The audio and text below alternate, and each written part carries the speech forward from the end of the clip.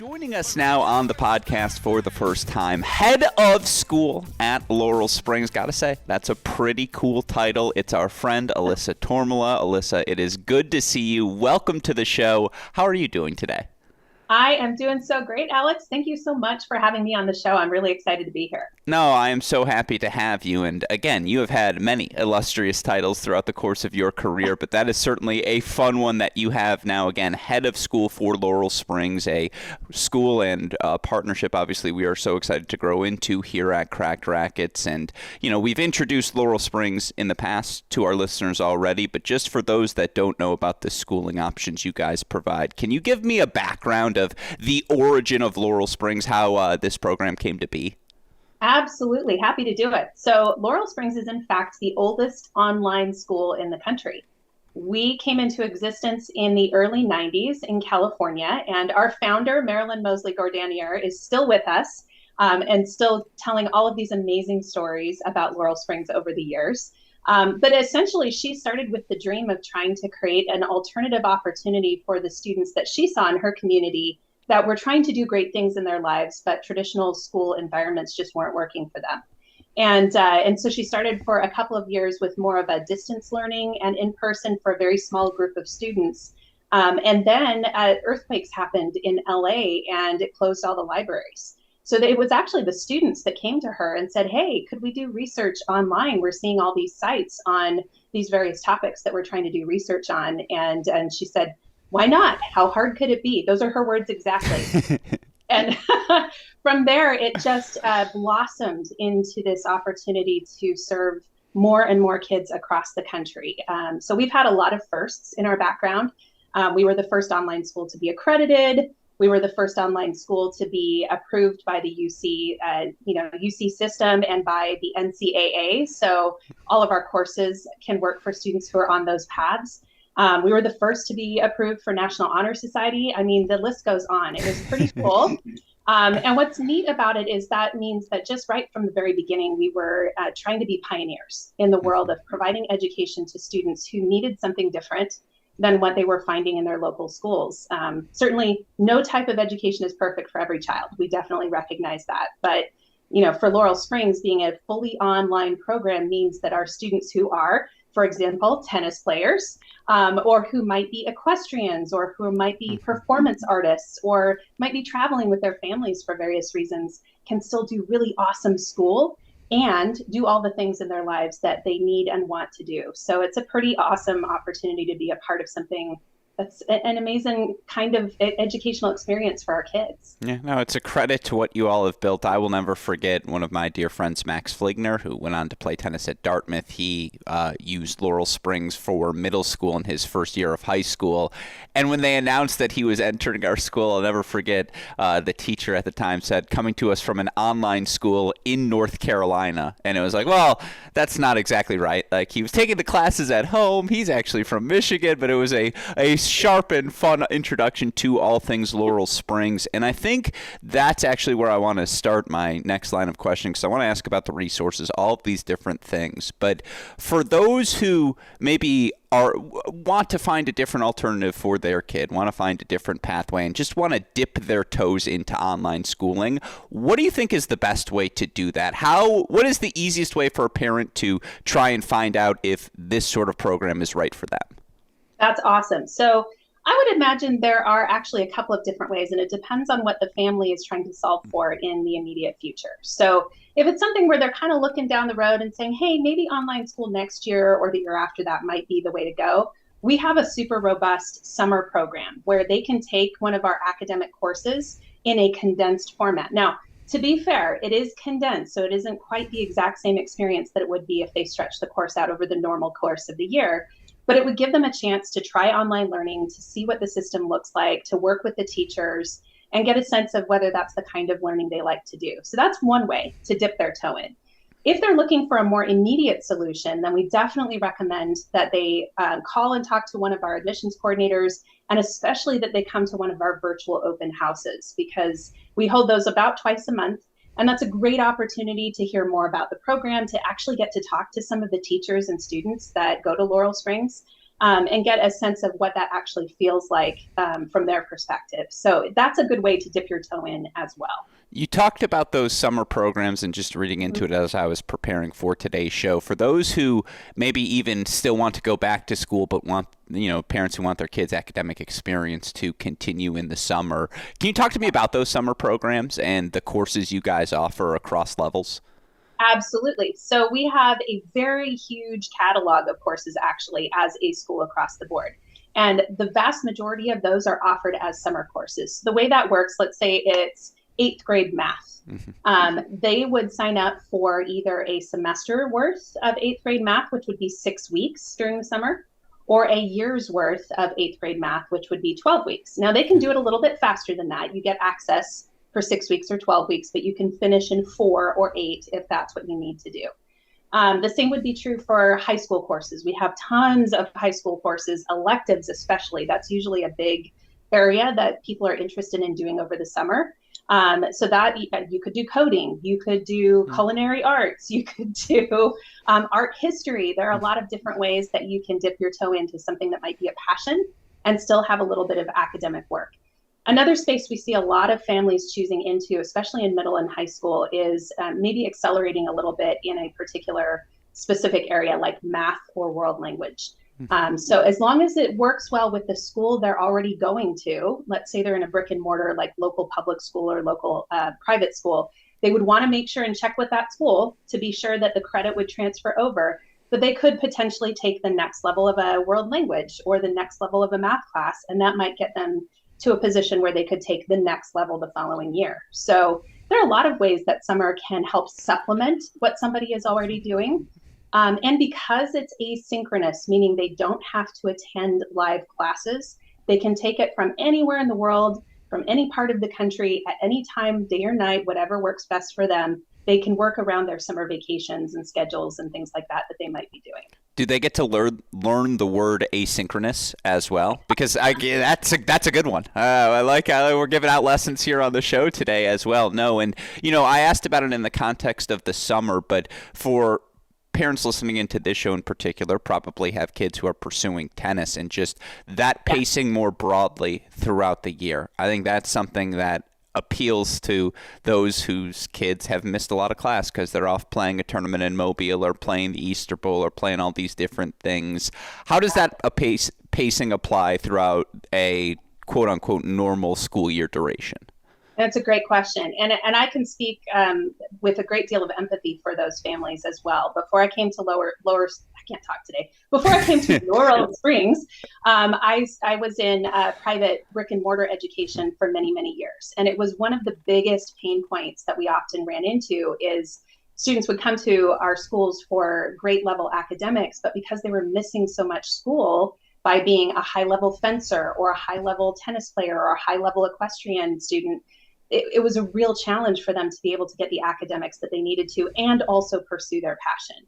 So that's exactly where Laurel Springs can come in during the course of a school year, and it is rolling enrollment. So let's say a student knows that a particular time of the year is going to be heavy for competitions and high level training.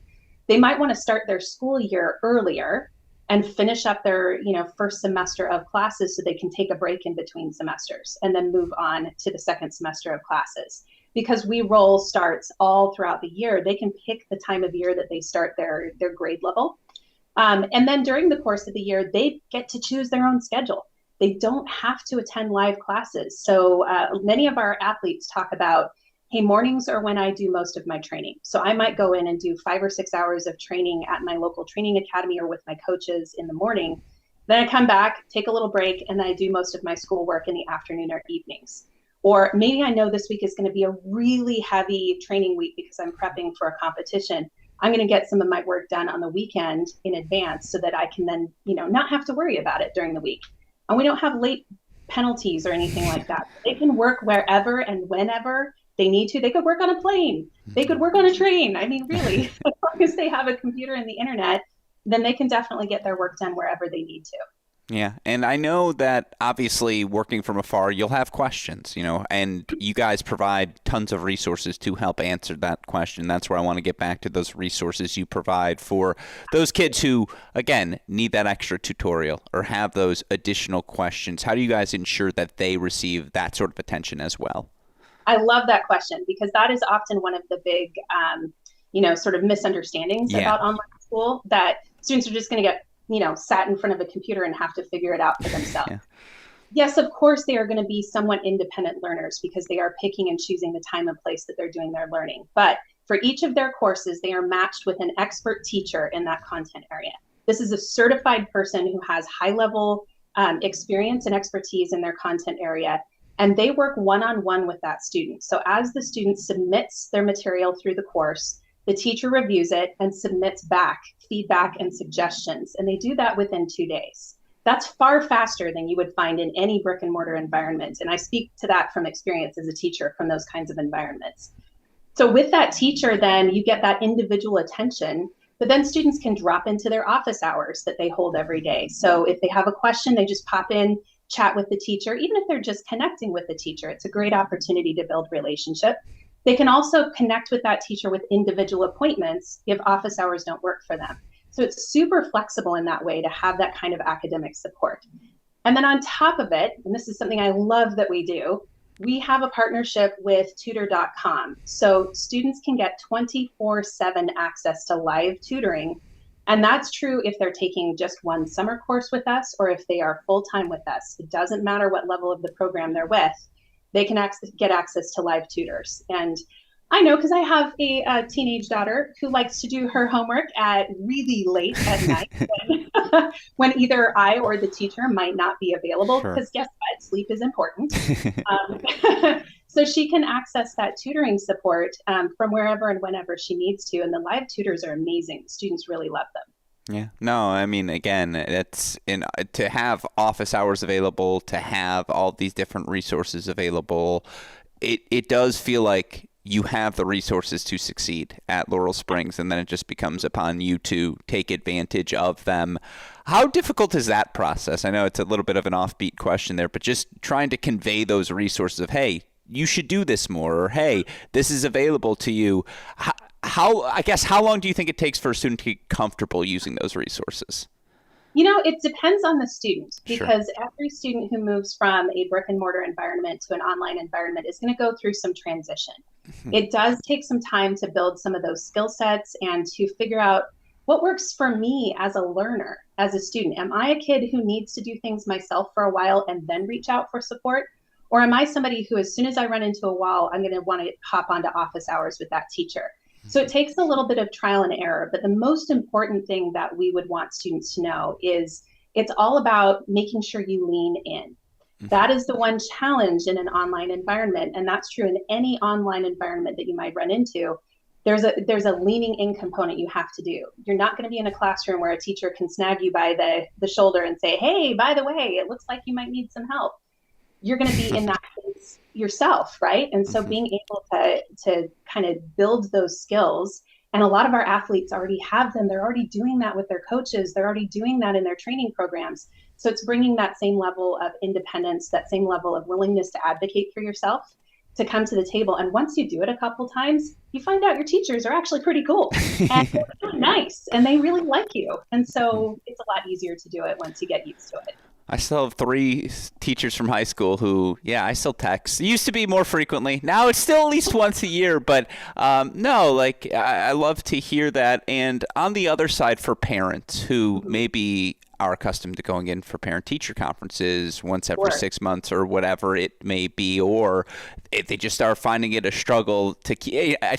This is such a silly problem, but I was just thinking about, like, God, I could really use a summer course in trigonometry just to brush up. Like, I still got my sine 2 pi over 3. I just don't remember what it means. I'm like, yeah, I can identify that's what I'm supposed to look for. But what resources are there for parents who want to help catch up on these things, help guide their kids through this online process? There are lots. That's the simple answer. There's a lot more, in fact, than I think most parents would expect to find in a brick and mortar environment. So the beautiful thing about being in a program like Laurel Springs is that parents get to be involved just as much as their kids do. They have access to an observer account, so they can see everything that their students are doing in their courses. They can't change it, but they can see everything that their students submit. They can see what the teachers submit back. So they have the opportunity to actually have a very strong glimpse into what their students are doing on a day-to-day basis. And that would not be true in a brick and mortar environment for sure. In addition to that, the teachers are available to the parents just as much as they are to the kids. So the parents are more than welcome to hop into office hours or making an appointment with the teacher. And in fact, a lot of our teachers love it when parents and students come to those, because then that teacher can help the entire learning environment in those moments when maybe there's a glitch happening, right? And then, of course, we also have counselors. So students who are with us full time, we are, and this is another thing that sometimes people have a misunderstanding of, we are a real school, right? We have all of the resources that any brick and mortar school would have. So we have full-time counselors that work with our students. If you're in high school, you get a full-time counselor just like you would in any other high school. That person's going to be working with you and your family on all of your college and career planning. We have athletic counselor who specifically focuses on NCAA eligibility and all of the components that go into that. So we have lots and lots of resources for families just as much as we do for kids. You mentioned a big thing there, and yeah, as I mentioned earlier, introduced to me as an online school in North Carolina physically. So that's how I've known it since 2012. Not new information, but no, that's fun. But you talked about that NCAA piece. Online courses, knowing, hey, here's what I have to take, here's what I have to be proficient in so that I can be ready and eligible, not just for this school, but this division, that division, Ivy League, whatever it may be.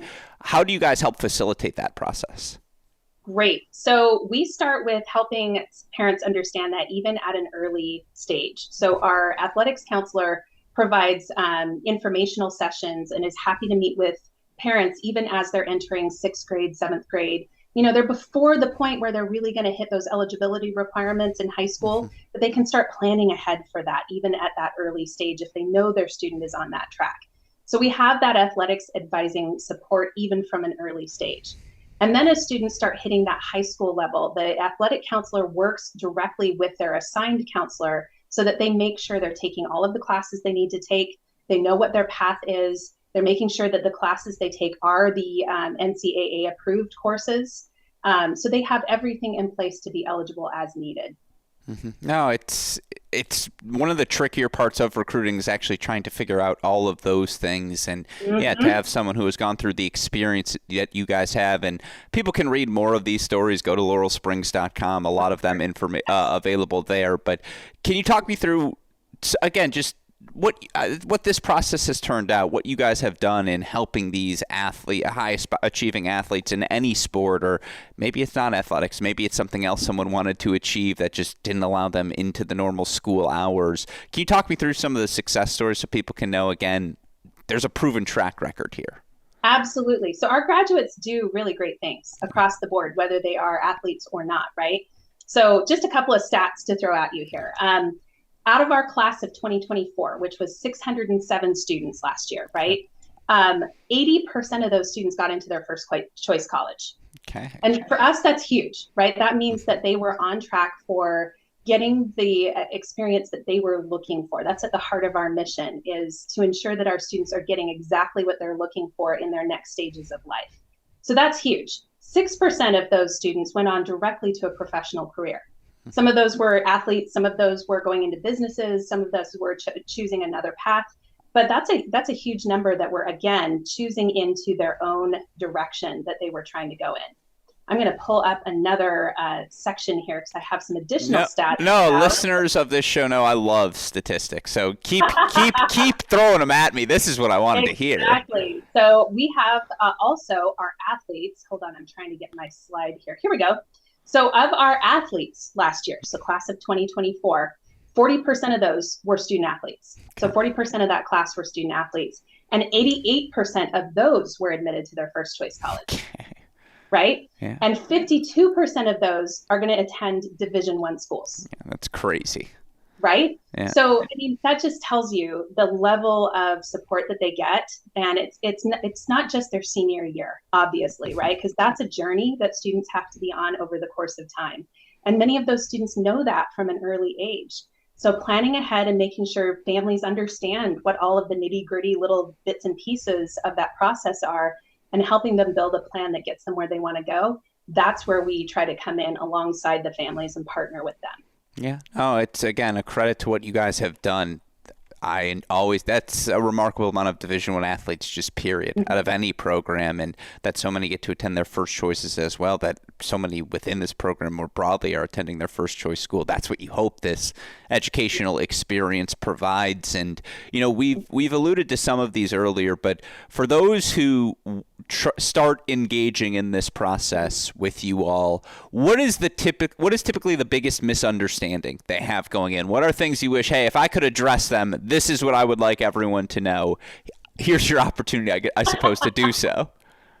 Well, I could probably go on for way too long. No, please. I like that. There are a couple of key ones. If they've never done online learning before, there are a couple of key sort of misunderstandings that people have. The first is that the kid is just going to sit in front of a screen all the time. And that's just not true, right? They're going to be doing all of the other things in their life that they're excited about. And they get to really consolidate their time that they're doing their academic work. So people will ask sometimes, well, what's the homework load? There's no homework. We don't do homework. Everything that's in the course is what they need in order to learn the subject and the skills.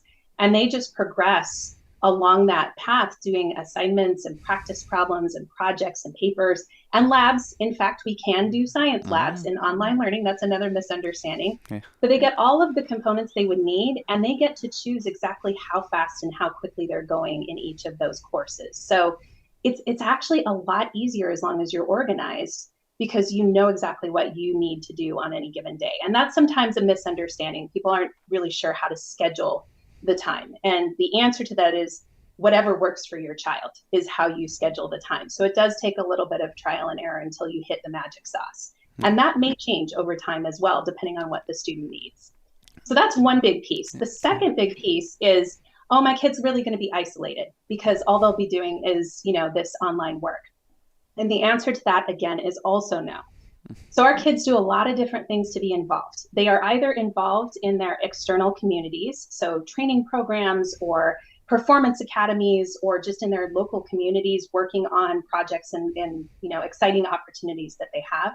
But we also have a ton of internal opportunities at Laurel Springs. So pretty much anything you can think of that any school would offer, clubs, activities. You want to be in Model United Nations, you want to be on the yearbook, you want to be in student government. We can do all of that. We just do it virtually for the most part. And then we have lots of external opportunities too, where we get together in person. We have field trips, we have meet and greets, we have our year-end celebration that takes place every year where we do graduation and prom and all those great things that students would want to do. So it's another big misunderstanding, I think, in online education, that if I choose that, I can't have all of the things that I think of as being a school experience. And the reality is you absolutely can. You just get to choose into how much of that you want. And that's, I think, the big difference between what we can do in an online space versus a brick and mortar. I love to hear that. This is such a silly question, but I like to throw those once every 20 minutes at you. Any question? Well, because you guys do elementary school through high school, and again, summer programs, just to emphasize that for everyone tuning in. I want to say roughly third or fourth grade is when you get the mile test in PE. Do you still are they like, hey, go run a mile and send us the time? No, we usually don't do that. We do have a PE and health class for our K through 5 students, but it's really focused on what does that look like in your home environment. So thinking about the way we think about health, thinking about how we move our bodies, getting opportunities to do that on your own terms. And so we do have PE classes, but what you might be doing for PE isn't necessarily having to get together and play basketball.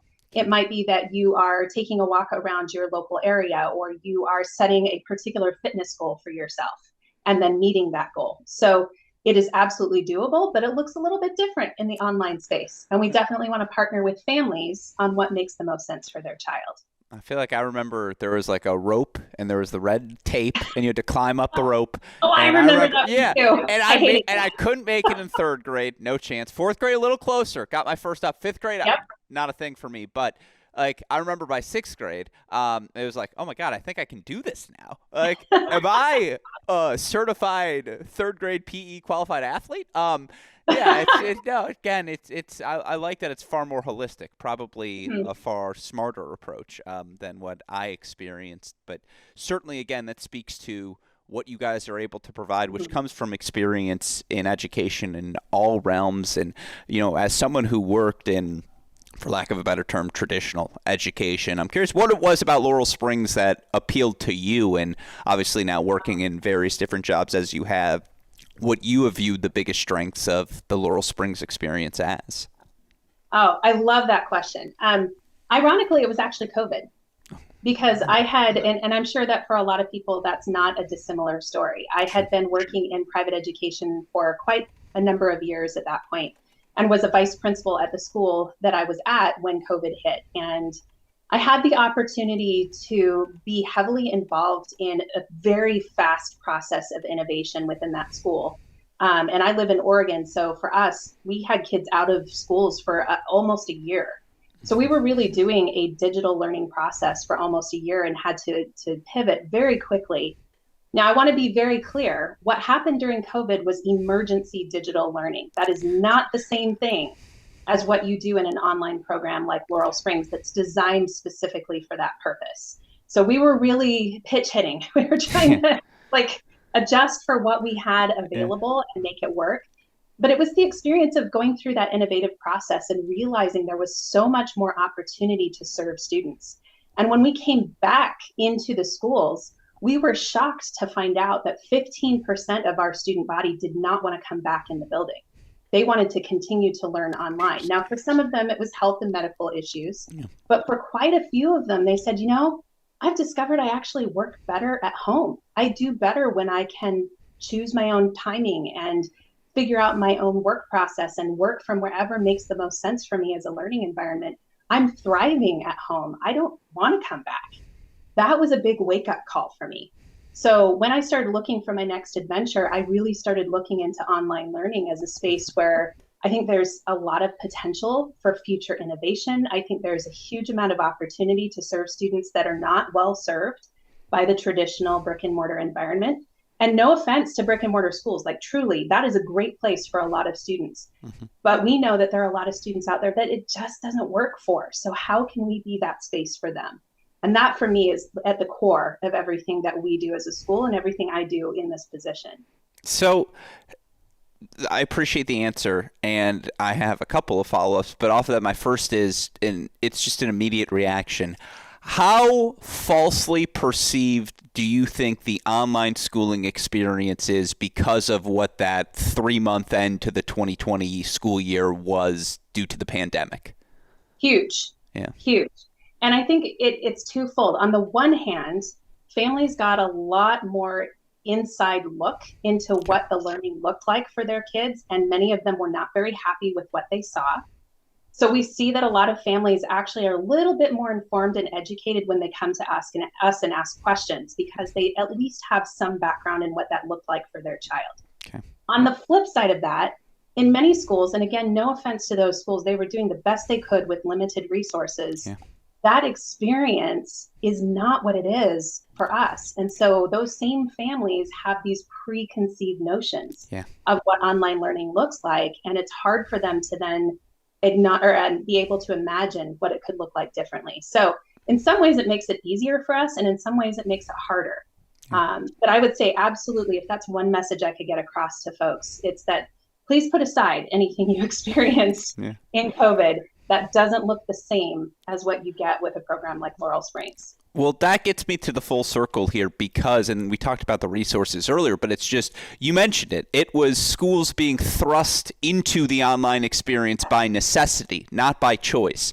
You guys are doing this by choice, and the thoroughness of resources available both in breadth and depth. Like, I feel like that's got to be the biggest thing that people don't understand. It's like, no, we have created the ideal online experience, not a break glass in case of emergency experience, if that makes sense. Exactly. We designed for this. Yeah. Whereas with COVID, we had to design on the fly to make the best of what we could do. And I've lived in both of those spaces. So I can say 100% it is not the same. Yeah. And, and I would hope that families would give us a chance then to prove that to them, right? If they were still concerned. Yeah. Head of schools, full circle, last few questions. Best title you've ever had? It's a pretty cool. It's cool. I'd tell my brothers you will address me as head of school. Yeah, that would be the policy moving forward. Right. But I also love that what it really means is I am here to serve. Right. That's how I see this is I have this wonderful opportunity to serve my teachers, my faculty, my staff, my students, my families. I have this opportunity to help, orchestrate these wonderful programs, make sure that resources are there for them, solve problems across the board, and get obstacles out of the way where I can. And that's really the way I look at any head of school role in any school. So it's actually kind of the best problem solving sort of opportunity that I've ever had, which is great. I love it. That's one of my favorite things. No, I love to hear that. For those who want to learn more, I mentioned the website, laurelsprings.com. What else can they do to learn about the resources, the experience provided? Awesome. So as I mentioned earlier, we offer virtual open houses 2 or 3 times a month, and that's on our website. You can register for those. I highly recommend that because it's an opportunity to get much more in-depth information and then also have conversations and ask questions of the folks who really know what the program looks like. So that's the number one thing. The second thing is we have forms on the website and also a phone number you can call to talk to our admissions department, and they are amazing. They're super responsive. They'll answer all your questions, and if they don't have the answer, they will partner with somebody else at Laurel Springs to make sure you get the answers you need. So those would be the 2 main ways that I would encourage people to reach out and get more information. Yeah, no, I appreciate that. My last question, I think you mentioned the 2024 graduating class size. Was it 606? Is something in the 607. I'm a Price is Right rules guy, so I was under, so it still counts. And, again, beat out the $1, so we'll take it as a victory. I'm curious if you've seen continued growth. What's the 2025 graduating class projected to be? And just, again, talk to me where this Laurel Springs experience as you guys continue to grow here in 2025. Yeah, absolutely. We do continue to grow. We serve right now over 3,200 students at the moment, K through 12. Now, because we are a rolling environment, that means we go all year round. That number fluctuates day to day, because people are coming in and out on their own patterns. So when we say a class of, it's the entire year. We're talking about kids who are graduating with us from January through December of that same year. So we're on track to be probably over 607 this current year. Now, again, that fluctuates because we have kids come in for their second semester and graduate with us. So yeah, it's quite a robust program, and we continue to hopefully expand and grow the spaces in which we can serve students. Because for us, that's the most important thing. How do we get the message out so we can serve more kids? Yeah, no, that's so awesome. And again, what you guys have already built, so much success, and it's why we're at Cracked Racquet so excited to get to partner with you guys moving forward, because obviously we know what you guys are doing, serve so many across the country, and cannot wait to get to work with you guys more moving forward. So again, thank you so much. Thank you so much for taking the time to join me. Laurel Springs head of school, Alyssa Tormala, appreciate you taking the time, and obviously wishing you health and success moving forward. Appreciate you guys partnering with us here at Cracked Racquets. Thank you so much, Alex. It's been a pleasure, and I would love to continue the conversation anytime. So have a great day. Awesome. Take care. Bye.